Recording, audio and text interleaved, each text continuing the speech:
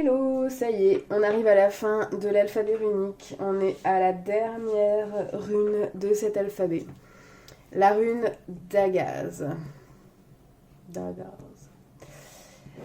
Alors, comme pour Otala, en fait, il y a des débats, hein, c'est ce que je vous disais dans la vidéo sur Otala. Il y en a qui préfèrent mettre Dagaz en avant-dernier et Otala en dernier. Inversement, moi j'ai appris à retenir les runes avec Dagaz en dernier. Tout se discute, rien n'est figé, mais sachez que l'échange entre les deux existe. Alors, Dagaz, Dagaz. Donc le son associé, c'est le D, toujours le même son que la première lettre de la rune. Et Dagaz, c'est ça. Voilà. Donc symboliquement, Dagaz, c'est l'équilibre entre le jour et la nuit. Équilibre jour-nuit.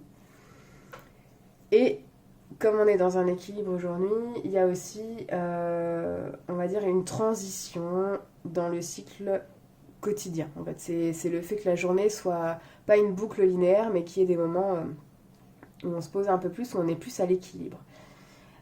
Au sens vraiment clair de Dagaz, c'est le jour.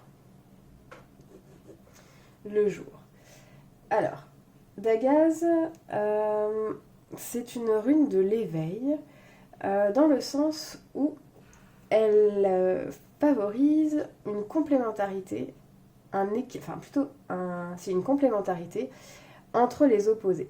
C'est-à-dire que là, on a le jour et la nuit, et donc, voilà, les deux sont complémentaires. On a besoin des opposés pour avoir un équilibre. L'équilibre, il est là, d'accord ?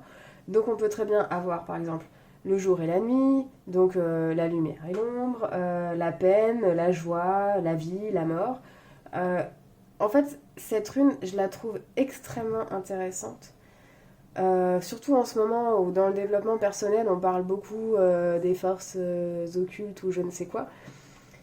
En fait, Dagaz explique que les opposés sont nécessaires. Ouais, si vous entendez un chat, c'est normal. Les opposés sont nécessaires à tout équilibre. Ça, c'est à retenir. Alors, il y a je ne sais pas si vous avez déjà vu des roues solaires. Donc, en fait, les roues solaires, c'est... je vais vous le dessiner très très mal. Hein. En fait, il y a 8 branches, donc ça fait un truc comme ça. Tac, tac, tac. Ouais, bon, grosso merlot. Hein. Et en fait, dans cette roue solaire, normalement, c'est un peu comme une horloge. Hein, on a les heures de la journée. Et on retrouve dans cette roue solaire un peu le dessin de Dagaz aussi. On a comme ça. Voilà. Alors, il y en a qui font le rapprochement. Alors bon, moi je suis pas hyper convaincue, mais pourquoi pas. Dans une journée ou dans une vie, par exemple, on a une période justement où on est à cet équilibre, où on va s'éloigner de la notion de la mort, puisqu'on est entre la naissance et la mort. Et il y en a qui disent que c'est un rapprochement avec l'immortalité. Bon. Voilà, je suis pas totalement convaincue par ce truc-là, mais why not? Et Dagaz, en fait, c'est en ça qu'il y a cette notion de cycle, c'est que ça parle de la mort ou la nuit ou la fin de quelque chose pour renaître. En fait, moi, ça me fait vraiment penser au Lemniscate, là, ce symbole infini, où finalement, voilà, il n'y a jamais de fin. Il y a un début, après une fin, à chaque fois. C'est un peu comme l'arcane de la mort dans le tarot, où en fait la mort, c'est pas une fin en soi, c'est la fin d'un cycle pour une renaissance. Là, c'est pareil. Dagaz, c'est une rune qui favorise en fait la transition, qui favorise, on va dire, une ouverture pour faire un autre départ. Voilà, c'est en ça que moi je trouve qu'elle a plus sa place en tant que dernière rune de l'alphabet, parce que comme on a dit, voilà, c'est la fin de l'alphabet, mais on peut redémarrer sur autre chose. Donc les mots-clés pour Dagaz, ce serait, donc on a dit le jour parce que c'est la symbolique. On a une transition cyclique. Il y a toujours cette notion de cycle, hein, comme ça, qui finalement qui continue de tourner en fait. Il y a l'accomplissement,